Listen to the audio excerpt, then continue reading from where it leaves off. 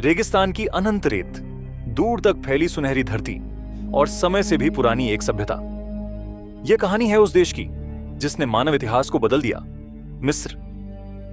हजारों साल पहले जब दुनिया के कई हिस्सों में इंसान खानाबदोश जीवन जी रहा था, तब अफ्रीका के उत्तर पूर्व में एक अद्भुत परिवर्तन शुरू हो रहा था। इसका केंद्र थी जीवन देने वाली महान नदी, नील नदी। हर साल आने वाली बाढ़ अपने साथ उपजाऊ मिट्टी लाती थी, रेगिस्तान के बीच हरियाली उगती थी और इंसान पहली बार स्थायी खेती करने लगा। खेती ने भोजन दिया, भोजन ने स्थिर समाज बनाया और समाज ने जन्म दिया सभ्यता को। धीरे धीरे छोटे गांव शहर बने, व्यापार शुरू हुआ, लोग मिट्टी के बर्तन बनाने लगे, धातु का उपयोग सीख गए और प्रशासनिक व्यवस्था विकसित होने लगी। मिस्र दो भागों में बंटा, ऊपरी मिस्र और निचला मिस्र। फिर एक शक्तिशाली शासक ने दोनों को एकजुट किया और पहली राजवंशीय व्यवस्था की शुरुआत हुई। यहीं से शुरू हुआ फराओ का युग। फराओ सिर्फ राजा नहीं थे, मिस्रवासियों के लिए वे देवताओं के प्रतिनिधि थे। उनका विश्वास था कि फराओ धरती और स्वर्ग के बीच का पुल है, इसलिए राजा की मृत्यु को अंत नहीं बल्कि दिव्य यात्रा माना जाता था। मृत्यु के बाद जीवन के विश्वास ने जन्म दिया दुनिया की सबसे महान संरचनाओं को, पिरामिड। रेगिस्तान के बीच खड़े विशाल पत्थर के पर्वत, गीजा के पिरामिड। हजारों मजदूर, इंजीनियर और कारीगर दशकों तक काम करते रहे। लाखों पत्थरों को काटकर, घिसकर और सटीक कोणों पर जमाया गया। बिना आधुनिक मशीनों के यह निर्माण आज भी वैज्ञानिकों को हैरान करता है। सबसे बड़ा पिरामिड लगभग 4500 साल पहले बनाया गया और आज भी लगभग वैसा ही खड़ा है। यह सिर्फ कब्र नहीं था, यह अमृता का प्रतीक था। फराओ मानते थे कि आत्मा मृत्यु के बाद लौटेगी, इसलिए शरीर को सुरक्षित रखना जरूरी था। इसी कारण मम्मी बनाने की प्रक्रिया विकसित हुई। शरीर से नमी निकाली जाती, विशेष रसायन लगाए जाते और उसे कपड़ों की कई परतों में लपेटा जाता। मिस्र की धार्मिक दुनिया बेहद जटिल थी।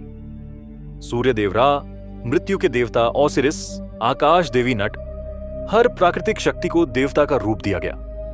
मंदिर केवल पूजा स्थल नहीं बल्कि शिक्षा, खगोल विज्ञान और चिकित्सा के केंद्र थे।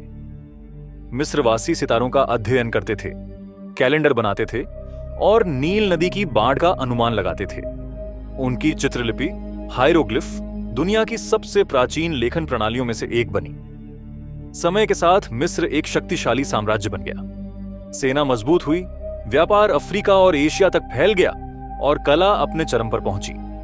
सोने के आभूषण, विशाल मूर्तियां और भव्य मंदिर बनाए गए। लेकिन इतिहास कभी स्थिर नहीं रहता।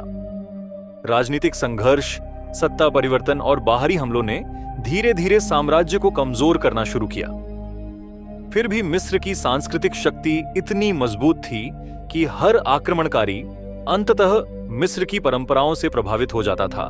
समय बीता गया और मिस्र ने अपने इतिहास का नया अध्याय शुरू किया। इसी दौर में इतिहास में उभरता है एक नाम, तुतनखामुन। वह युवा फराओ था जिसकी मृत्यु रहस्य बनी रही। सदियों बाद उसकी कब्र खोजी गई और दुनिया हैरान रह गई। सोने का मुखौटा, खजाने और अनगिनत कलाकृतियां, जैसे समय खुद बंद होकर सुरक्षित रह गया हो। इसके बाद मिस्र यूनानी प्रभाव में आया। महान विजेता सिकंदर ने यहां एक नया शहर बसाया, अलेक्जेंड्रिया। यह शहर ज्ञान और विज्ञान का केंद्र बना। यहां की लाइब्रेरी में दुनिया भर का ज्ञान संग्रहित था। यूनानी शासन के बाद इतिहास ने मिस्र को उसकी सबसे प्रसिद्ध रानी दी, क्लियोपेट्रा। वह सिर्फ सुंदरता के लिए नहीं बल्कि राजनीति और बुद्धिमत्ता के लिए जानी जाती थी। उसने रोमन साम्राज्य के साथ गठबंधन बनाए, लेकिन अंततः मिस्र रोमन शासन में चला गया। रोमन काल के बाद मिस्र में ईसाई धर्म फैला और फिर 7वीं सदी में इस्लाम आया। नई भाषा, नई संस्कृति और नई पहचान ने मिस्र को बदल दिया। धीरे धीरे उभरा एक महान शहर, काहिरा। बाजारों की चहल पहल, मस्जिदों की अजान और इतिहास की पढ़तों ने इसे मध्य पूर्व का सांस्कृतिक केंद्र बना दिया। 19वीं सदी में दुनिया बदल रही थी। व्यापार तेज हो रहा था और समुद्री रास्तों की जरूरत बढ़ रही थी। तब बना मानव इतिहास का एक महान इंजीनियरिंग चमत्कार, स्वेज नहर। इस नहर ने यूरोप और एशिया के बीच समुद्री दूरी कम कर दी और वैश्विक व्यापार को नया रूप दिया। लेकिन आधुनिकता के साथ राजनीतिक संघर्ष भी आया। विदेशी शक्तियों का नियंत्रण बढ़ा और अंततः मिस्र ब्रिटिश शासन के अधीन चला गया। लंबे संघर्ष और क्रांति के बाद 20वीं सदी में मिस्र ने स्वतंत्रता प्राप्त की। आज का मिस्र अतीत और भविष्य का संगम है। एक तरफ हजारों साल पुराने पिरामिड हैं, दूसरी तरफ आधुनिक शहर, उद्योग और तकनीक। नील नदी आज भी जीवन देती है, किसान आज भी उसी नदी पर निर्भर हैं और दुनिया भर से पर्यटक इतिहास को देखने आते हैं। मिस्र हमें सिखाता है कि सभ्यताएं खत्म नहीं होती, वे बदलती हैं, विकसित होती हैं और नई पहचान के साथ आगे बढ़ती हैं। जब सूरज रेगिस्तान के पीछे डूबता है और पिरामिडों की परछाइयां लंबी हो जाती हैं, तब ऐसा लगता है जैसे इतिहास अभी भी जीवित है, जैसे हजारों साल पुराने राज्य अभी भी रेत के नीचे छिपे हैं। मिस्र सिर्फ एक देश नहीं, यह मानव सभ्यता की जीवित याद है।